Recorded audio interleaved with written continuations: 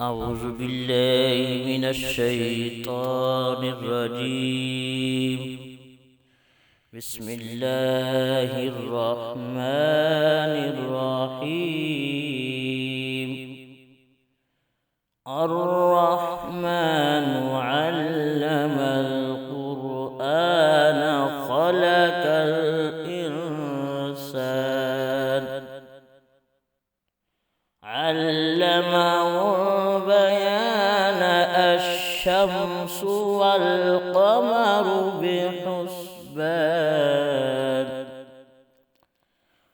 والنجم والشجر يسجدان والسماء رفعها ووضع الميزان ألا تطغوا في الميزان وأقيموا الوزن بالقسط ولا تخسروا الميزان والأرض وضعها للأنام فيها فاكهة والنخل ذات الأكمام والحب ذو العصف والريحان فبأي آلاء ربكما تكذبان خلق الإنسان من صلصال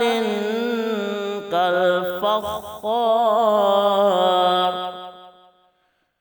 وخلق الجن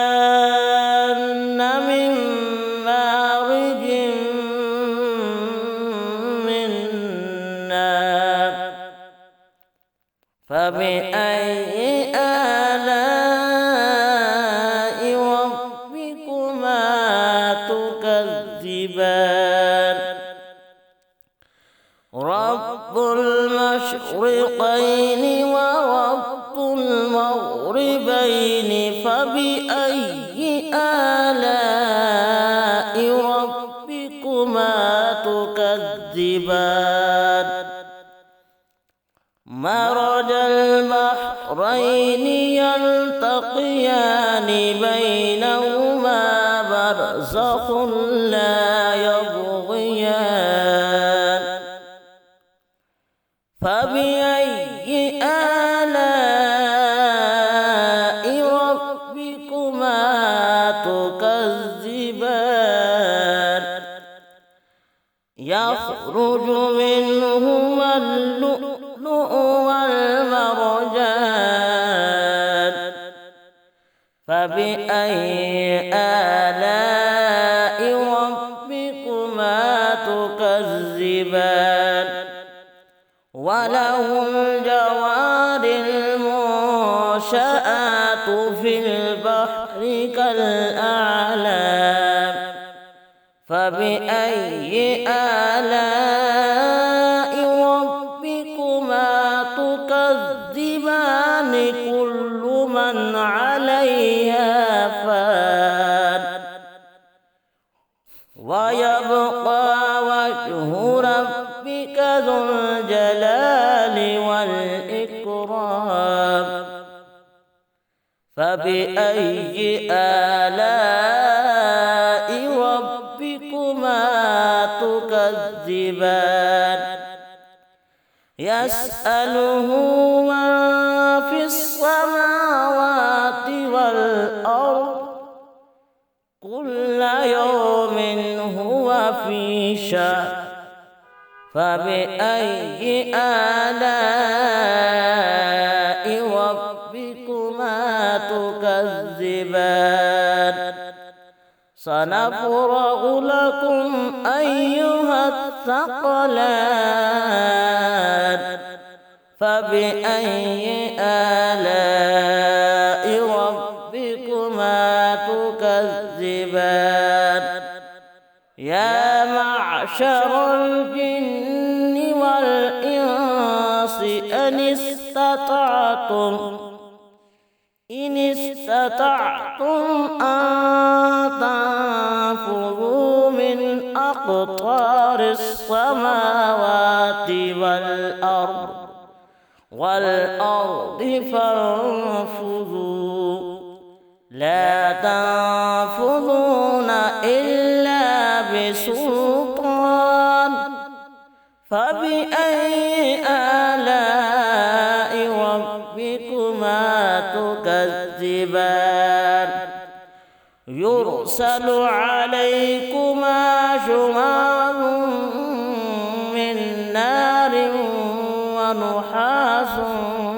فلا تنتصران فبأي آلاء ربكما تكذبان فإذا شقت السماء فكانت وردة كالدهان فبأي آلاء ربكما تكذبان فيومئذ لا يسأل عن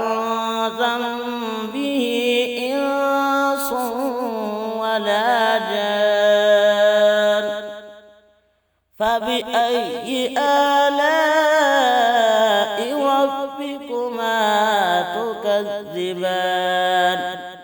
يعرف المجرمون بسيماهم فيؤخذ بالنواصي والأقدام فبأي آلاء ربكما تكذبان هذه جهنم التي يكذب بها المجرمون يطوفون بينها وبين حميم آن فبأي آلاء ربكما تكذبان ولمن خاف مقام ربه جنتان فبأي آلاء ربكما تكذبان ذواتا أفنان فبأي آلاء ربكما تكذبان فيهما عينان تجريان فبأي آلاء ربكما تكذبان فيهما من كل فاكهة زوجان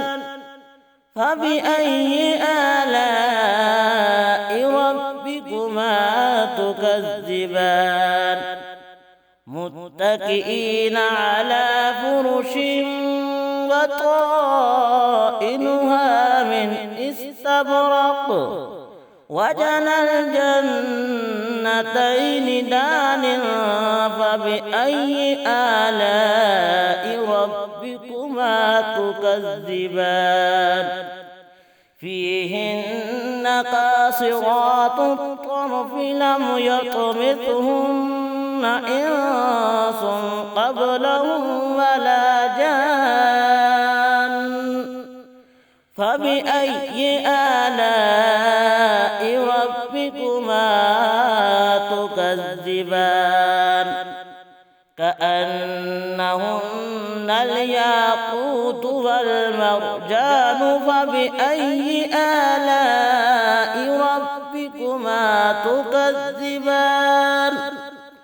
هل جزاء الإحسان إلا الإحسان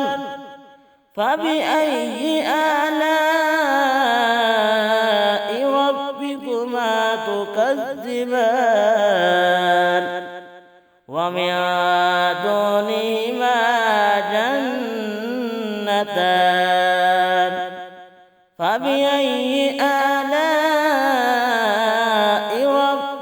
ربكما تكذبان مدهامتان فبأي آلاء ربكما تكذبان فيهما عينان نضاختان فبأي آلاء ربكما تكذبان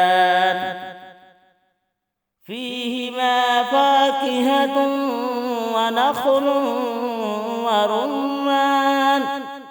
فبأي آلاء ربكما تكذبان فيهما فاكهة ونخل ورمان فبأي آلاء ربكما تكذبان فيهن خيرات حسان فبأي آلاء ربكما تكذبان حور مقصورات في الخيام فبأي آلاء ربكما تكذبان لم يطمثهن إنس قبلهم ولا جان فبأي آلاء ربكما تكذبان متكئين على رفرف خضر وعبقري حسان